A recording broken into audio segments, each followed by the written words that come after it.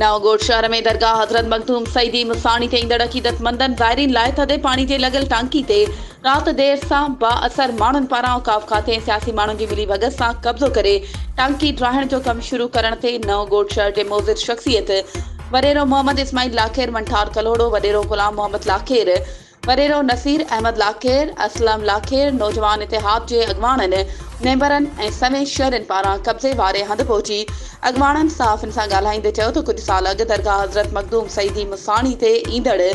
ज़ाइरीन जे लाइ हिकु दीवान पारां पंहिंजे घरां पंहिंजी मदद पाण तहत लखे रुपया ख़र्च करे थधे पाणी जी टांकी लॻाई हुई। अब्दुल गफ़ार पीरज़ादो जे भाइरनि ऐं भाइटनि बिलावल पीरज़ादो, अब्दुल गफ़ार पीरज़ादो ऐं ॿियनि माण्हुनि पारां थधे पाणी जी टांकी खे ड्राहे छॾियो।